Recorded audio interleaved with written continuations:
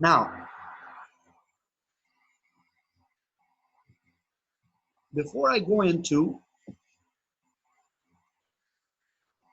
this one is done. Before I go into PATS, I want to do another one, another lab over here. Let's say, hypothetically speaking, I have a device over here.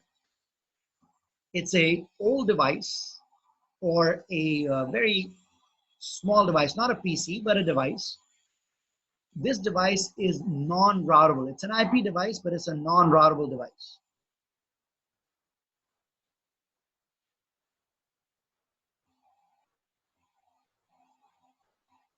Some plotters or these medical equipment devices, mainframe, old mainframe computers, your CCTV cameras, some of them, these are non-routable devices. What do I mean by non-routable?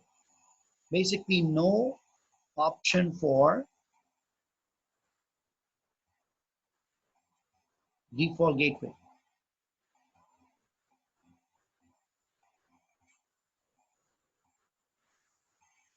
So what devices can it talk to them? Let's use a mainframe example over here. I have a mainframe, no default gateway option. What devices can it talk to?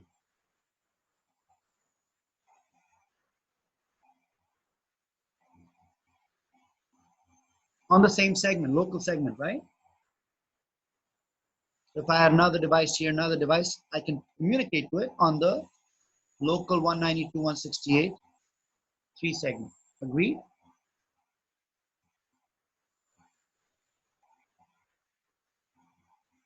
So far, so good?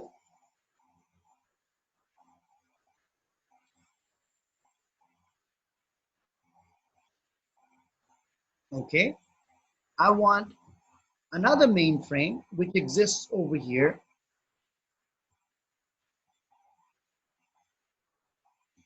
to communicate to this mainframe. Let's say the IP address of this mainframe over here is 19.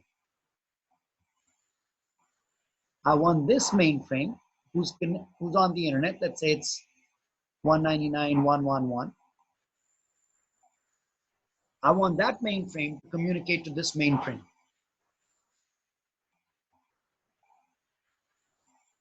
What's the first thing that I need to do? I need to make sure my mainframe is available on the internet. So I translate my mainframe. How do I translate my mainframe?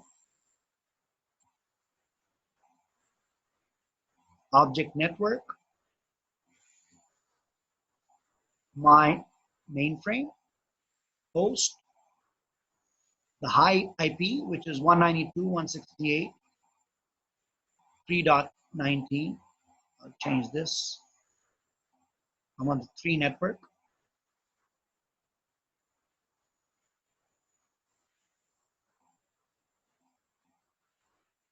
NAT,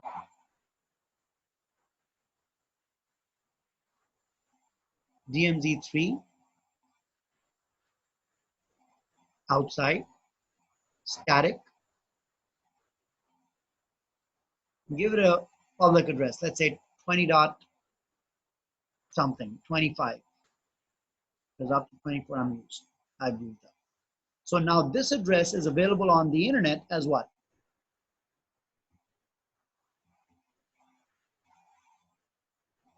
So far, so good?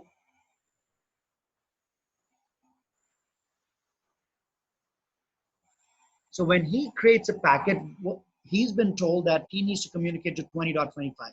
He sends a packet over here. What does a packet look like?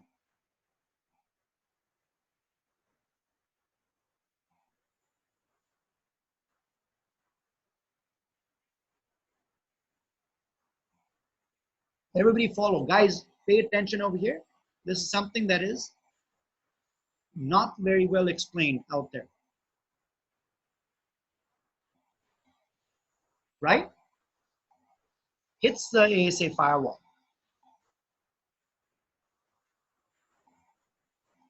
The firewall would translate what part? Based on this translation, it would change that packet. Now it's going to look like this.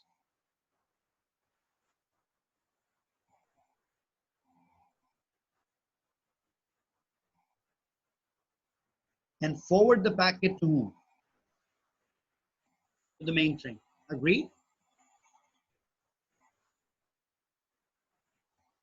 He gets it. He needs to respond. Changes the source to destination, destination to source.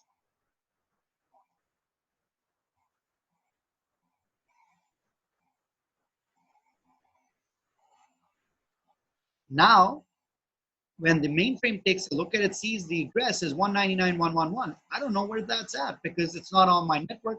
I don't have a default gateway.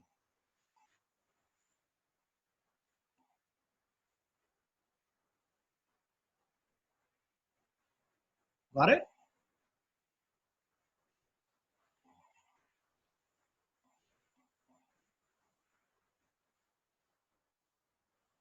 So what I can do is in this particular scenario, I will change the foreign address, the remote address, when he's coming in over here, as if he's a local address on the local segment.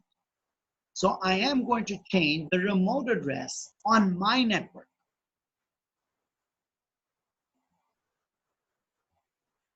So normally I'm not touching the remote address at all. But in this case, I do need to do that because I need to change their address, remote address on my local segment, making it appear as if he's on the 192.168.3 network. Destination NAT.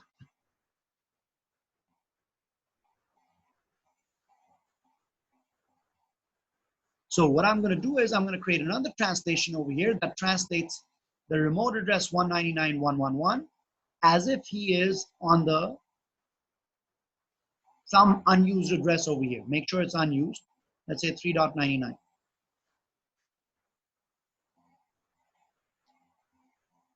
So this one actually changes to what now?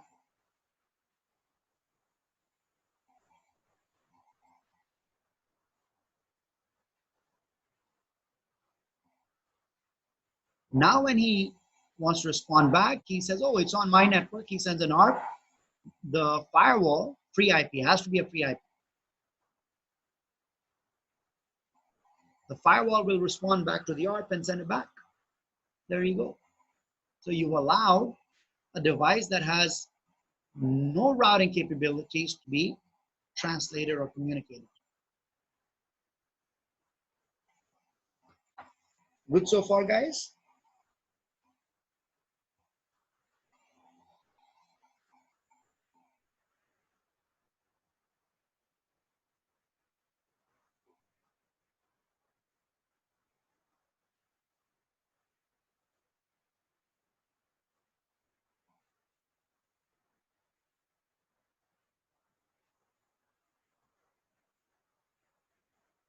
Good. How do I do it? Yes, Carl, quick.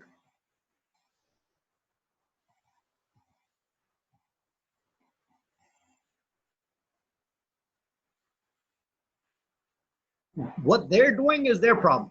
I really don't care about that. Maybe they don't need to. Maybe they have a mainframe that is routable, so they might not need to do it.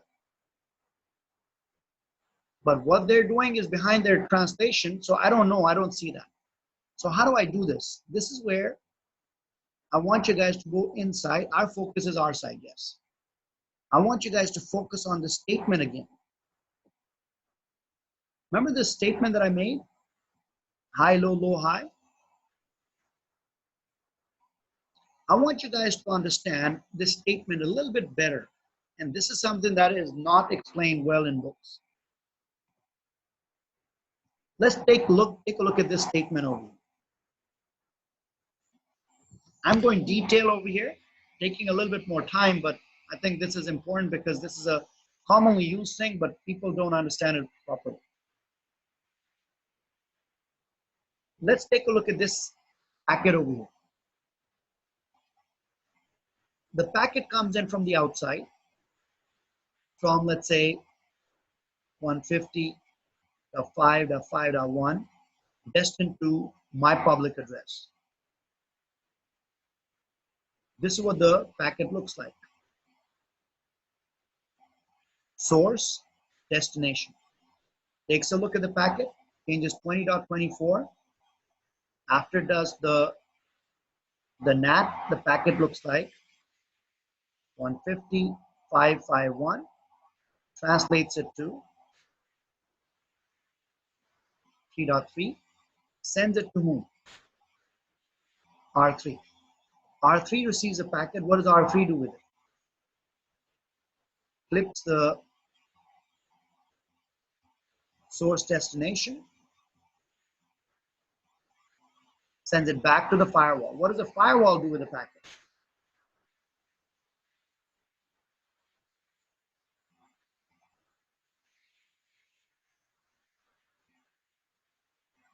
Changes this guy back to what?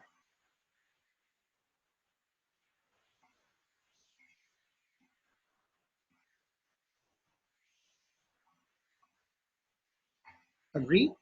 So the packet that was sent originally, 150.551 towards 192.20.24, the return packet is 20.24 back to 150.5.5.1. Isn't that true?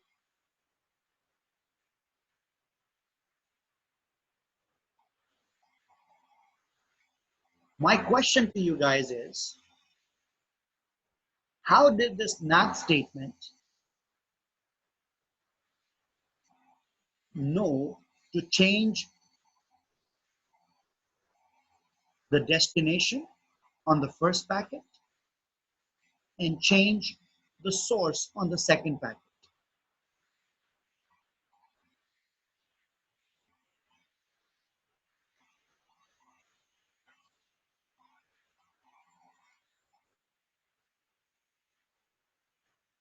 Yeah, but why did it change the source versus the destination?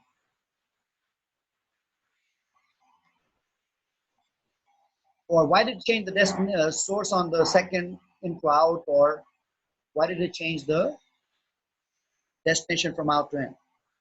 What about it, Alfred, in terms of the... No, not really. The initial packet doesn't have a state when it came in.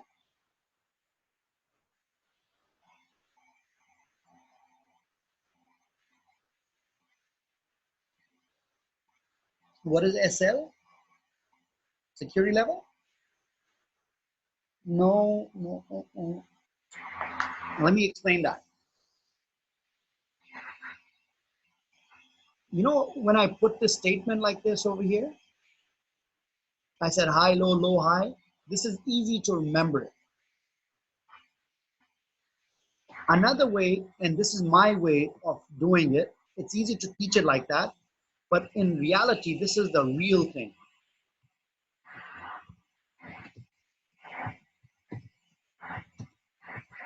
Host, it is the source,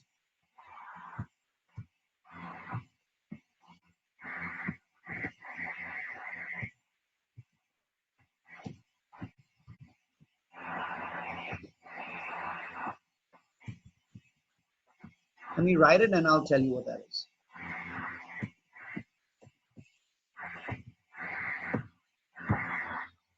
When you put these interfaces in here,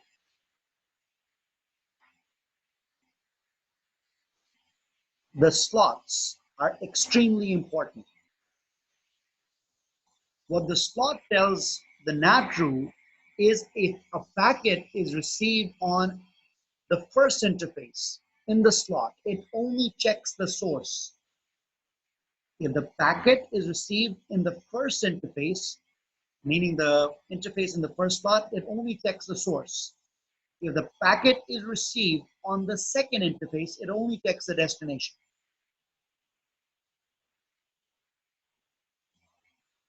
Okay, now let's analyze that. When the first packet came in, which interface did it hit? This is a person on the outside trying to tell it in. Which interface did it hit in? Outside or DMZ? First packet from outside. Yeah? Hits the outside interface. Is outside in the first slot or the second slot over here?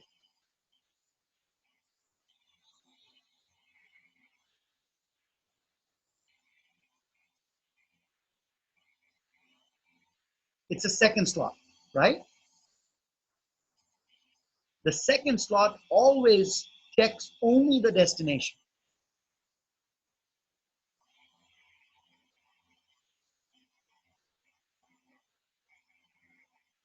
It only checks the destination.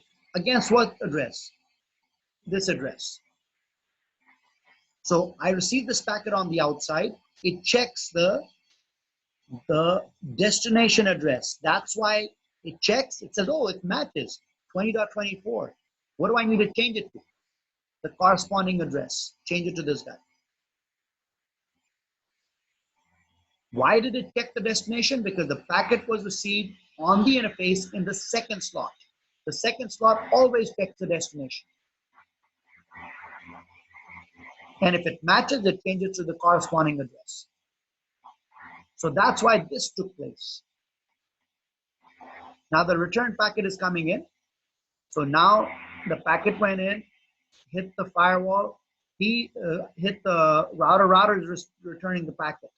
The return packet looks like this. Which interface was it received on? The return packet.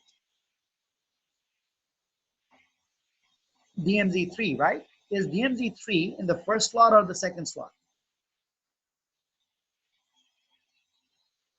What did I tell you about the first slot? What does it check?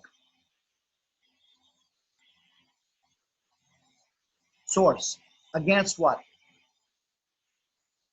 These two go hand in hand. So it checks against the source. Is the source 192.168.3.3?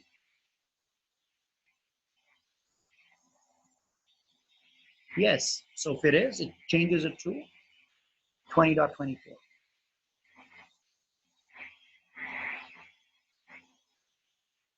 This holds good regardless of who initiates the traffic.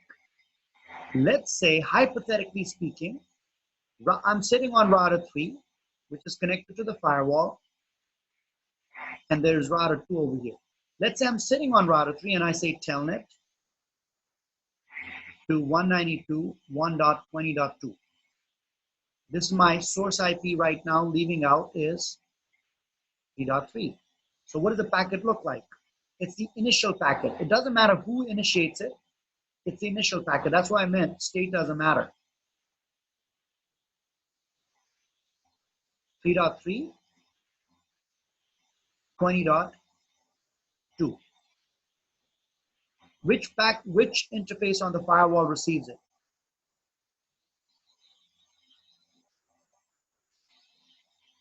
DMZ.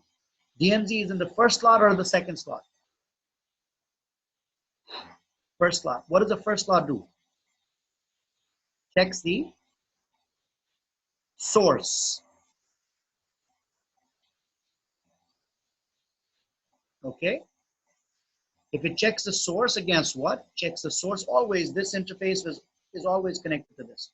Is it 192.168.3.3? Yes. Because the packet was received on the interface in the first slot, it only checks the source address. And it changes it to what? The corresponding address. So the packet going out will look like this.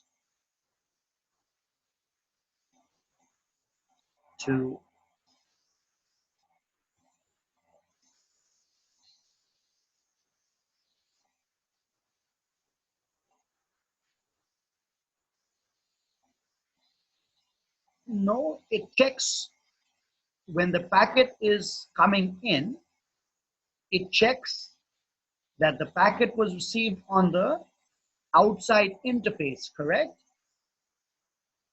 Then it checks whether the outside interface is in the first slot or the second slot.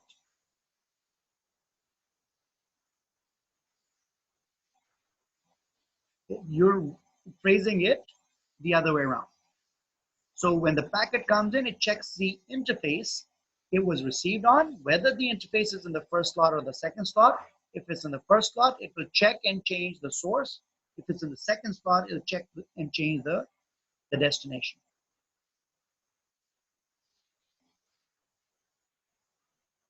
Now, the reason I'm stressing that is I want this mainframe on the outside to communicate to whom? To my mainframe. This mainframe on the internet has to communicate to my mainframe. 3 dot, what did I have it? 19, which is already translated. I've done that normal translation for it.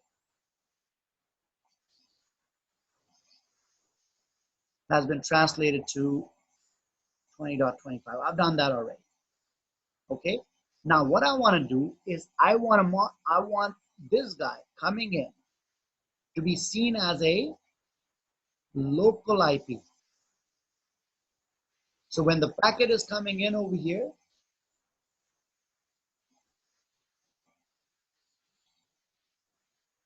it's looking like this. Based on this translation, this guy would have changed to what? This guy. Now, what interface was a packet hit on? The outside interface. I want to change this. I want to change it to what? Some unused local IP. So how do I write my NAT statement? I'll say object, network, mainframe R, just a name. Now host, I'm not going to write the host yet. And then the NAT statement. Two interfaces, right? I want to check and change what? The source. In this, I want to change 199 as if it's a local device, right? So the packet is coming from the outside. I want to check what? The source address. How do I tell it to check the source address of a packet received on the outside interface? Where do I put it? First slot, second slot? First slot, because if I want to check the source, it's always in the first slot. So I'll put outside over here.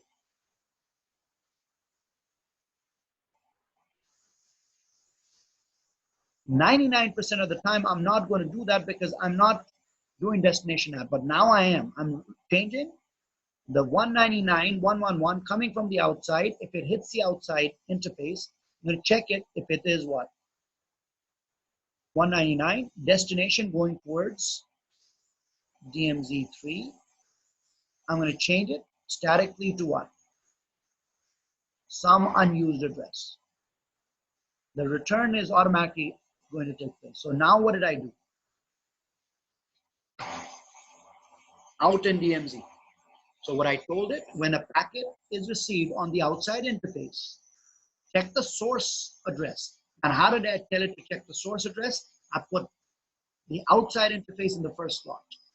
So if I want to change the source address of a packet coming from the outside, I need to put outside in the first slot. By doing that, I'm telling it to check the source address of the remote guy and change it.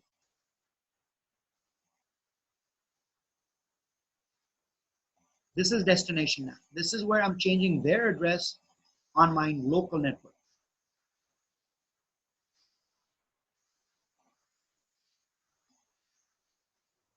Good? You guys want to see it? Rather than doing it to 3.19, what I'm going to do is I'm going to do it to router 3. On router 3, this is what I'm going to do. No router RIP.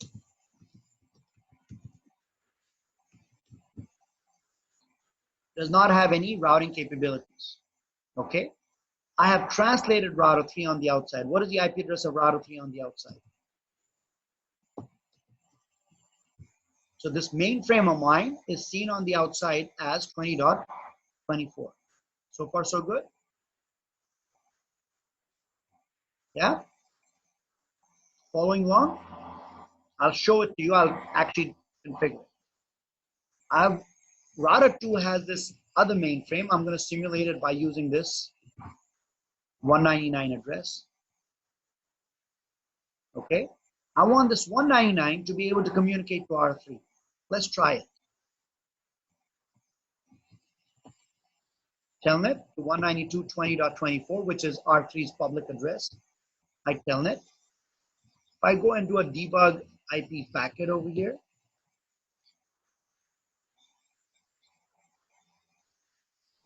notice 20.2 is sending me a packet to 192.168.3.3. It can't go back. Why can it not go back? It does not know how to go to what?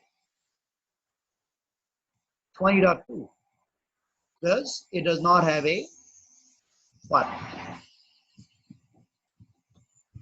Route. But you also saw the packet came in from where? 20.2. Actually, no, I don't want to do 20.2, sorry. I want to do the source interface loopback 199. See this? Packet coming in from 199. I don't know how to go back.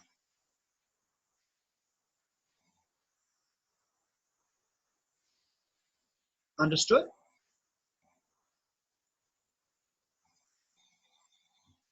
Everybody okay with that? Now let's fix it. On the ASA, I'm going to create an object network for 199, or let's say host 199, host 199.111. If the packet is received with an source IP address of what? 199 on the outside interface, going towards the DMZ3 interface, change it to some unused address, 3.99. So what did I do? Let me write this down for you over here.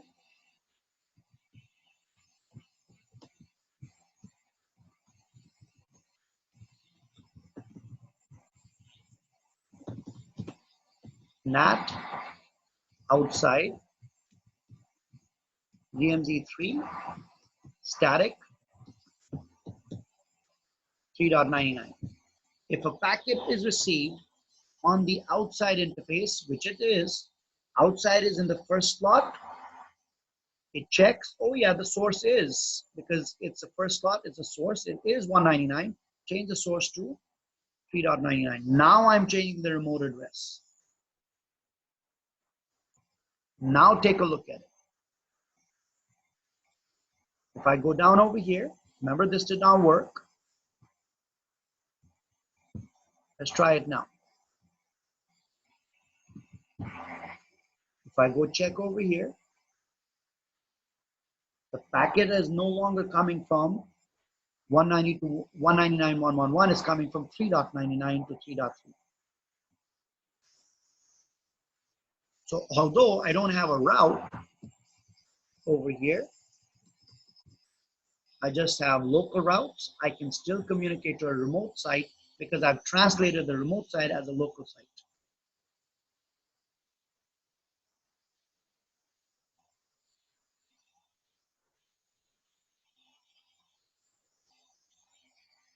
And the reason for that is this thing.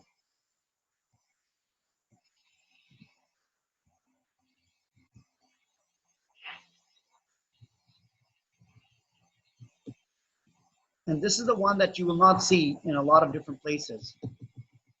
The source destination, and that's the reason that the source gets changed from in to out, because the interface that you receive it on is in the first slot versus the second slot. And this is my lab for it.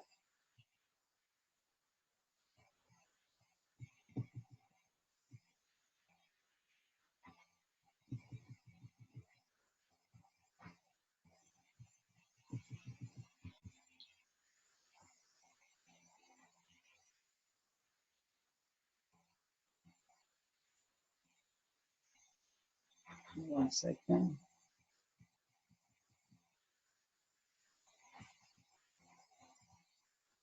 Alfred, do you understand now what I meant in terms of the way the source and destination, how that makes a difference?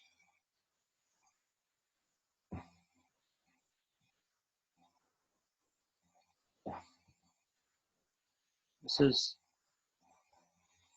13. Configuring.